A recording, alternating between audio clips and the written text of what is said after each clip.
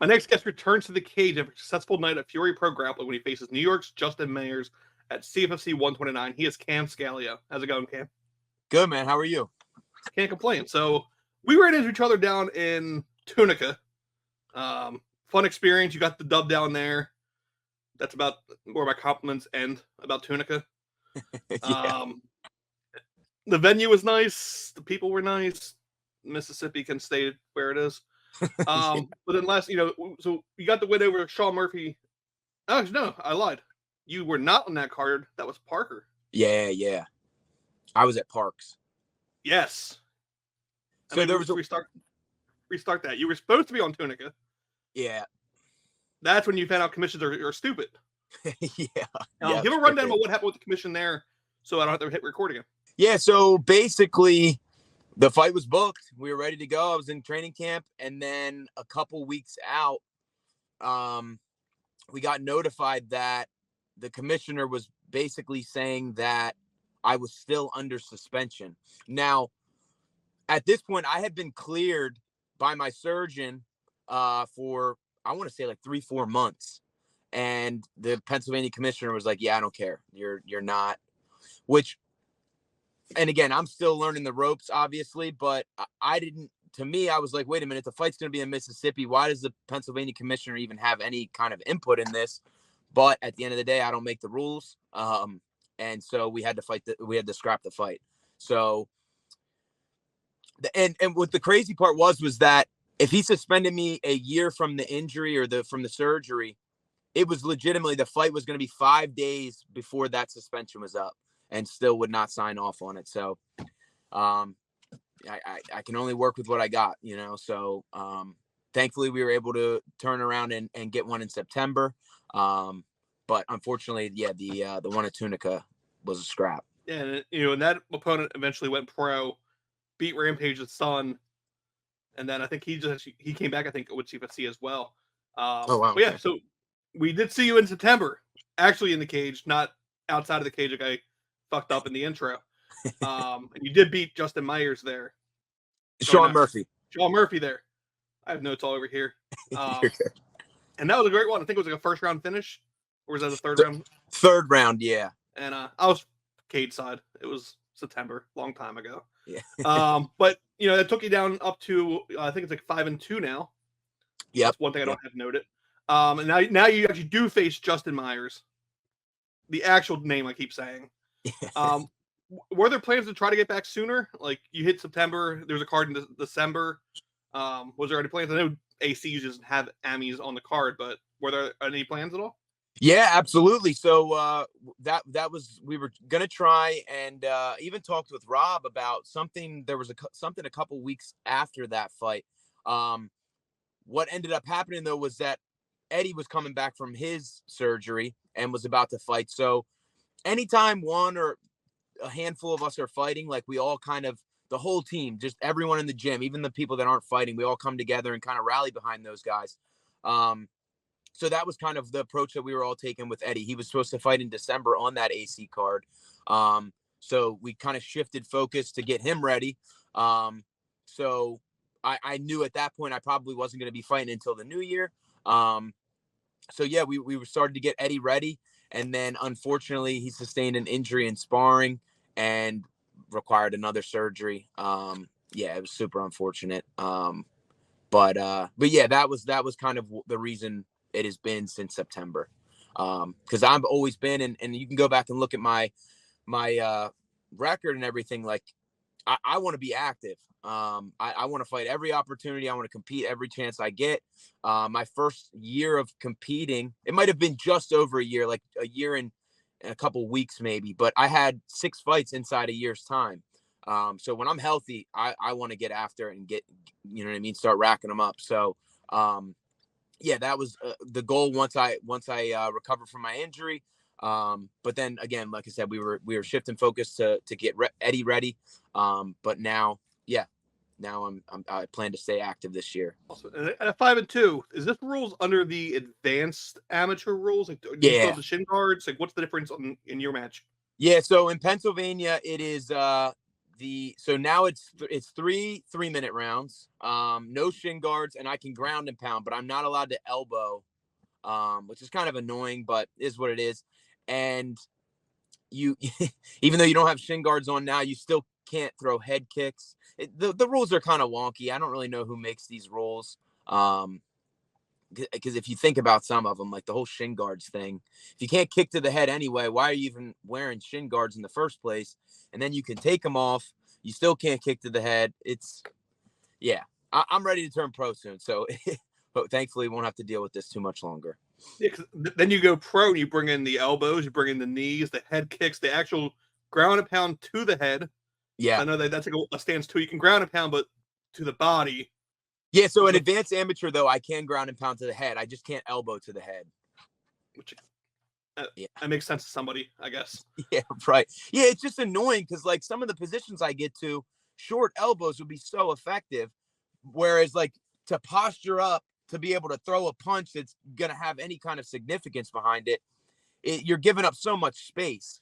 So it obviously makes it much easier for the bottom guy to maneuver out. But again, it is what it is. Hopefully turn pro soon. So won't have to worry about that anymore. And then you kind of touched on, the gym rallies around who's ever up next. This card, just like in September, you're joined by a teammate. Taylor Smarko defends her title for the first time. Yeah. How's the rallying going there when there's multiple of you on the same card, or you guys and then like an Andre Petrosky or Pat Sabatini on the UFC card? Like, how does the rallying go for that? Yeah, man. So like I said, it's a total team effort. It's like that old saying, it takes a village, right? And it really is. I mean, even the people, like, we have just straight up jiu-jitsu competitors, like everybody.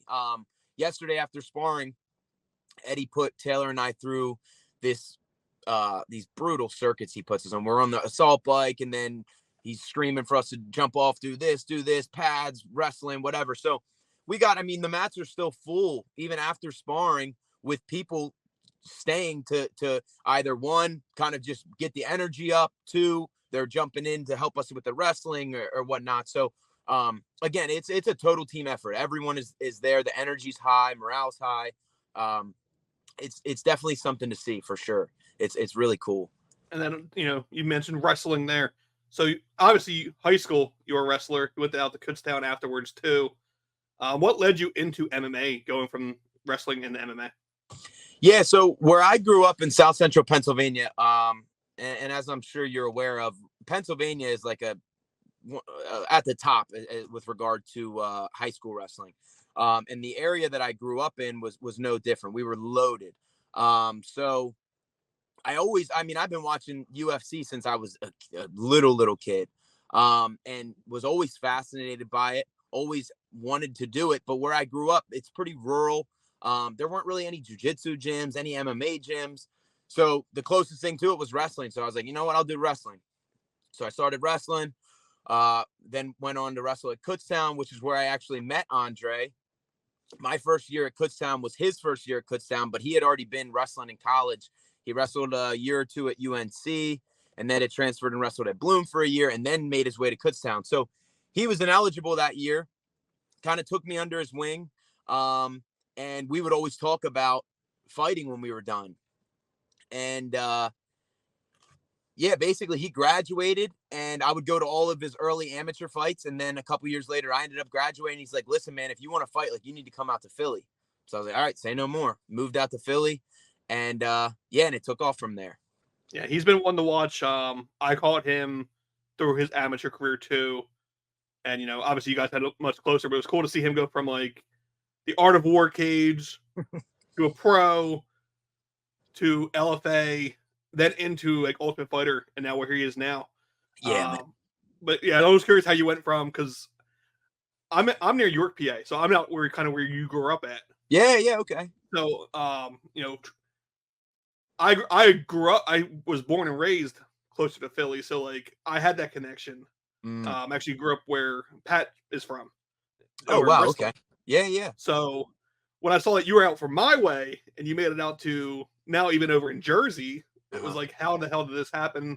Kutztown got you like halfway there, right. But I was trying to do the math on my searching, and I was like, I'll just figure it out later. And even wrestling, just most recently, you were at Fury grappling again. You went up against Paul Capato, and that was pretty much a wrestling match until the submission came. Yeah. What were your thoughts going into that one? I mean, Paul, obviously, high accolades as well on the MMA front. I think it was his first time going into the actual grappling mats, at least under the Fury banner. How was it going into that one? Yeah, man. So when the name came across, I was like, absolutely 100%. I want that match. I got a lot of respect for Paul. I watch all of his CFFC fights. He's super entertaining, very, very skillful, a very, very good athlete. So I knew it would be an interesting matchup. Yeah, I didn't really, like you had mentioned, I didn't really know too much about his grappling background. Every time I see him, he's knocking some dude's head off with some crazy stuff. Yeah, I just knew he was a really good athlete, so I knew it would be, you know what I mean, a fun bout. And yeah. So that's basically the extent of it. It was, yeah, he was a great competitor. I really enjoyed the match. Yeah, I know. It took me off guard. I know. I think 3,000 people saw the pictures I posted. I was surprised because, knowing how he has and seeing even his submission defense in the cage, it was like once the takedown came down, you got the back, and it was pretty much a done deal right away. That's why I think I got the photo I did, because I was just like, this isn't happening this quickly, and it did. I think he's coming back soon, hopefully, as well. Yeah, I had talked to him after the match. He had talked about trying to also get on this February card, but I haven't seen anything, so I'm guessing maybe a later date for him. Yeah, because I think he has a few things in the pipeline. Okay. I know for a fact he has a few things in the pipeline. Right on. I look forward to hearing it. So in September, Justin Meyers, all his fights I think have been through Flex Series. So if we have weird rules in PA, Flex Series is even weirder because they have like shin guards and head guards, like spaceship suits, basically. Really? Have you seen anything from Justin yet, or how are you game planning for him? Yeah, I've seen some footage of him. Excuse me. Some of his fights, they had shin guards on, but they didn't have headgear. But yeah, I was able to I typically, honestly, I just leave it up to Eddie to do any of the film study and stuff, and I just focus on the training. But I did catch a little bit of some of his previous fights. Looks like a well-rounded dude. He definitely comes to fight, so I look forward to that. But yeah, aside from that, there wasn't really too much that I could find outside of like one chopped up fight on YouTube. It was like a series of 3 different videos. Wasn't the best footage. Yeah, so that's basically the extent that I'd say. Welcome to Flex Series, where if you don't buy the pay-per-view, you don't see nothing. Yeah, right. I got that vibe. Yeah, they do great cards if you want to watch 30 fights. Like they have like a 30 fight card every time they do a card. Yeah, that my first fight actually was up in Long Island. I forget the name. It was some crazy sounding name of the place, but it was a cross promotion between Dead Serious and I want to say Ring of Combat. And it was the same deal. It was like 30 fights. Thankfully, I was one of the first fights. And the venue was like it was like almost like a big pavilion, like for a concert that you would have for like a music, yeah. So it was like outside, but it was the octagon was covered by the pavilion. Yeah, it was kind of wild. But yeah, that card as well. It had like 30 some fights on it. So one thing you did mention too, you said you want to go pro. Is this the last we see you in the AMI? Or are you gonna go like an AMI, maybe an AMI belt, and then go pro? Yeah. So speaking of which, I believe this fight is actually for a title. I know it wasn't posted in the picture, but I talked with Eddie about it, and he seemed to get clarification that I do believe this is for a title. Now to answer the rest of your question, while yes, I want to turn pro ASAP, my thought has always been I have full trust and belief in my coaches. So whenever they say it's time, it's time. I'll be ready when that time comes. But yes, having talked with Eddie and picking his brain a little bit, I do think that if not after this fight, we might do one more. Might even be like a kickboxing or Muay Thai on one of those cards that he's helping out with. But yeah, it's definitely going to be this year. Awesome, because I know 5-2, pretty active. I know you also have a bunch of other shit outside of the cage too, so it's not like you have all the free time in the world. It was kind of just being like, when do you start getting paid? Basically, is what it really looks like it's coming down to. Yeah. And as far as being active, we had initially made plans of turning pro at the end of 2022, and then obviously in that fight where I sustained my injury, I was dominating the whole fight. The last minute of the fight, just got into a weird and sustained this injury. But the thinking coming back was I was out 15 months leading up to my fight in September. So the thinking has been just kind of getting back into the swing of things before turning pro. Last fight went well, but I definitely started out slow, I would say. The first 2 rounds, kind of just getting my wits about me. So yeah, I think after this fight, definitely showcase all my skills. That's the plan. And then hopefully make that jump in the very near future. And I mean, obviously your connections should help you get on cards a little easier than someone from like Florida or Texas, or so on. Eddie's obviously connected a little bit to the promotion. No doubt. This coming weekend, the debut of CFFC Muay Thai. Are you guys? Is anyone from Team Tayano like helping with that? And as far as the show itself, like when you go to Fury Grappling, all the web guys are there. Yeah. So I think we got a couple guys helping out. I don't know the extent of it, to be honest with you. I've just been kind of locked in on the fight. But I know that our team's going to show out. We're going to have everybody there. As far as like who's helping with what, I know Taylor has helped out a lot with that. I believe she was helping out with matchmaking even at one point. So yeah. But as far as like, because I know what you're talking about with the web guys in the back with like working staff and stuff for the events. I don't know to the extent if we have anybody doing that. But again, our whole team's going to be there. In what capacity, I'm not sure. Maybe just spectating, but I'm sure some people will be helping out as well. Awesome. And just last touch on the fight itself. February 9th, you face Justin Meyers. How do you see the fight going? So I just look to showcase all my skills. I know that I'm better than I've ever been right now. And I look to keep progressing, and moving forward and continue to build momentum. I'm confident wherever the fight goes, we can stay on the feet. We can go to the ground. Doesn't matter. But I know that I'm looking for a finish. 100%. That is what I'm going in there to do. That's what I'm training for. And that's what I plan to do February 9th. Fantastic. And now we kind of confirmed it unofficially. I'll go as far just so no one can yell at me for the title as well. I'll pass the mic to you. I'm sure, especially as an amateur, you're not getting paid to fight. So I'm sure there's sponsors that help you on the other side of the cage. Mike's all yours to kind of shout out your sponsors, your team, whoever else we're going to shout out.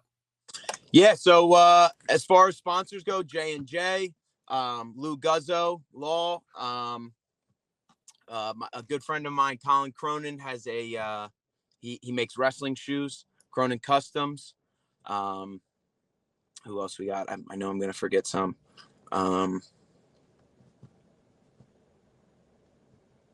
Man, I know I'm missing some.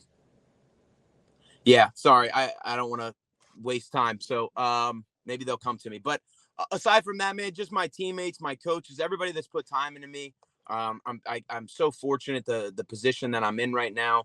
How all the cards have fallen to find myself here. I just feel blessed every day.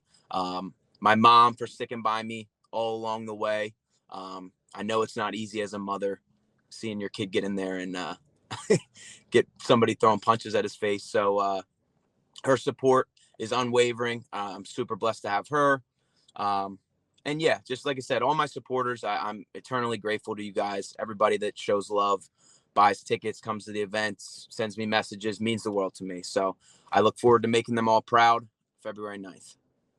Awesome. February 9th, Philadelphia, PA, if you're able to attend in person, 2300 Arena, a.k.a. ECW Arena, a.k.a. every other wrestling promotion who's come through their arena. I'm assuming with the amateur, it's probably on OnlyFans because you guys like just missed that opening part. So Yeah. onlyfans.com/CFFC MMA. You'll see 2 title fights there, and then a title fight on the main card, which is on Fight Pass. You can support Cam though if you buy a ticket. Drop down menu on the website cffc.tv, or if you're near. Okay, I know you're from like Magnolia, Jersey area. Where's the gym actually located? So it's honestly, you look on Google and you'll hear a bunch of different things. Mount Ephraim, West Collingswood Heights. It's right Audubon. It's in that little pocket. It's like right in the middle of a bunch of different small towns. I believe on Google it comes up as West Collingswood Heights, right off the Black Horse Pike. Yeah. So DM Cam on Instagram. I'll link it all below. You can meet up a session to either get it from him directly, stop in at Team Tayano with permission. I don't want you just showing up at the gym. No, we have tickets, physical tickets at Team Tayano. Yeah, absolutely. So you just show up, grab a ticket there. Yes, support regional MMA. It's a lot better in person. And honestly, I did a UFC card, and I think I am more interested in the regional shows than the big shows. Oh, man, they're a blast. And the 2300, man, I absolutely adore. I'm certainly partial to it because Andre came up. You know what I mean? I got to watch all of his early fights there. But it's just the venue. It's perfect. There's not a bad seat in the house. It's super intimate. Just a great venue. So I'm super pumped to be back at the 2300 fighting. So awesome. Best of skill, and we look forward to the 9th. You're the man. I appreciate it, brother. Thank you.